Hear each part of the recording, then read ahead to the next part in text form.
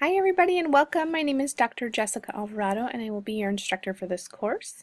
I want to start with giving you a little bit of personal information about myself. I'm a full-time assistant professor at National University. I've been here for a little over a year and a half. I was an adjunct prior to that.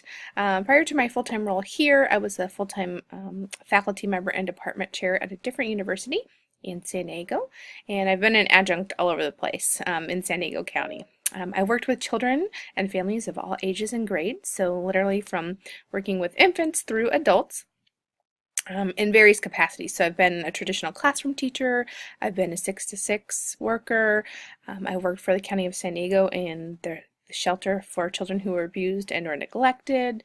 I've been a playground attendant, you name it, I've done it, I feel like. So I have interesting experience, kind of a wide variety, which I think lends itself nicely to working with students who are pursuing different goals.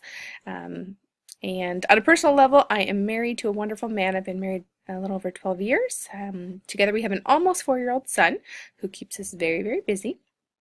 And he's the light of our life. So I live in San Diego, love it here, born and raised in San Diego.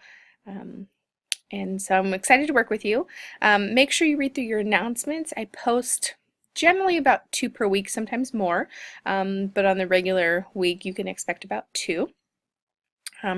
Make sure you read through the syllabus and the late policy. So just kind of a recap if you haven't read it yet.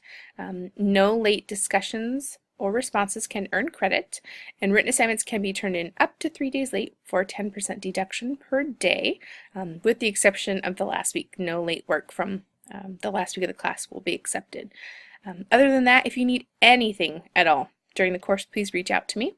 Email will be the fastest way to get a hold of me because it is connected to my smartphone, so even throughout the day when I'm doing things, I will be able to check that and respond to you.